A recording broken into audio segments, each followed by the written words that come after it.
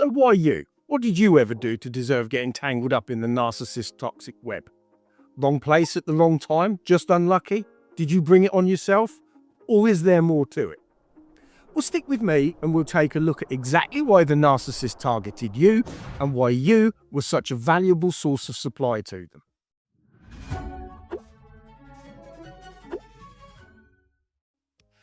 Narcissism is often misunderstood as an excess of abundant self-love, but clinically speaking is actually a disorder of self-regulation. Because the narcissist lacks a stable internal sense of self-worth, they instead have to extract narcissistic supply or attention, admiration and validation from the environment around them in order to survive. And while a narcissist will almost definitely gather crumbs of attention from many different sources, they still require a primary source of supply who provides the majority of their emotional fuel. Completely contrary to the myth that narcissists prey on weak people for their victims, they actually instead target individuals with high-value character traits. They require a source that is both high-yielding and capable of giving a lot, as well as someone who is also durable and able to withstand the eventual devaluation without leaving or breaking immediately. So let's break down the 6 character traits that made you and I so desirable to the narcissist and an irresistible primary source of supply.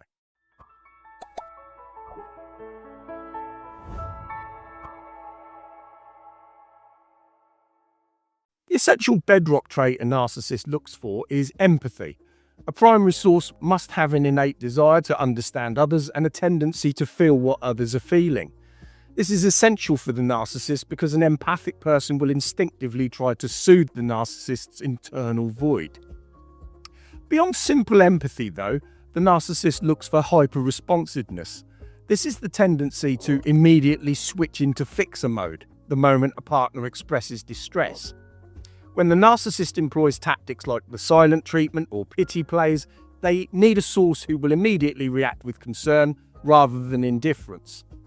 An empathic partner will also often take responsibility for the narcissist's emotional state, providing a reliable stream of emotional labor that sustains the narcissist's extremely fragile ego.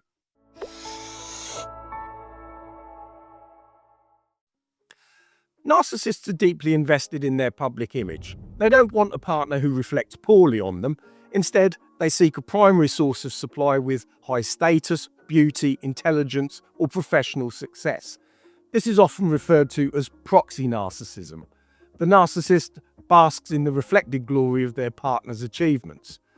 By securing a partner who is perceived as high value by society, the narcissist feels that they have also proved their own worth to the world. However, this creates a paradox.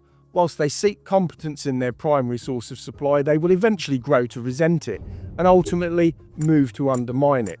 In the beginning, however, the source's competence provides the narcissist with social validation and a tangible sense of superiority. The ideal primary source often possesses a savior complex. We as individuals are drawn to their potential rather than the reality of who they are. The narcissist often draws us in with a curated backstory of past trauma, abuse, or being misunderstood by others. A primary source with a caretaking nature will view the narcissist as a project. The narcissist will look for someone who believes that with enough love, patience, and understanding that the narcissist can be healed. This trait is supremely valuable to them because it ensures loyalty. Even when the narcissist becomes abusive or cold, the caretaker stays, believing that their departure would be a betrayal of the person underneath the mask.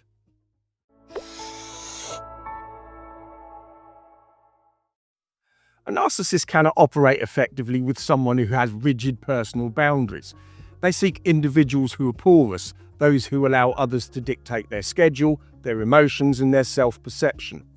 Often, this manifests as over-responsibility.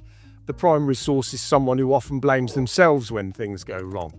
If the narcissist is angry, we will ask ourselves, what did I do to cause this? Rather than, why is this person treating me so badly? This internalized locus of control allows the narcissist to shift all of the blame onto the primary source of supply, allowing them to maintain their own perfect self-image, whilst we inevitably work harder and more tirelessly to try and fix the relationship.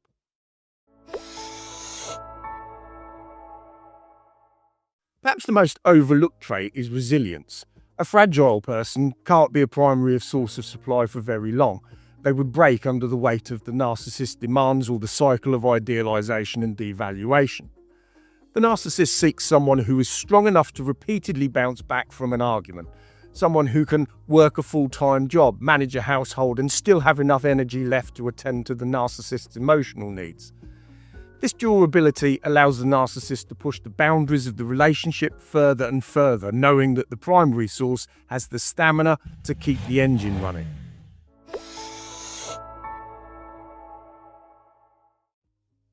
Finally, the narcissist looks for a hook, a specific vulnerability regarding external validation. Even high-achieving individuals may have a blind spot where they need to be told that they're good, kind, or worthy. During the love-bombing phase, the narcissist provides an overwhelming amount of this validation. They target someone who will become addicted to this praise. And once we're completely hooked, then the narcissist can withdraw the validation, creating a scarcity that forces us to work even harder to win back the approval that we once seemed to garner so effortlessly.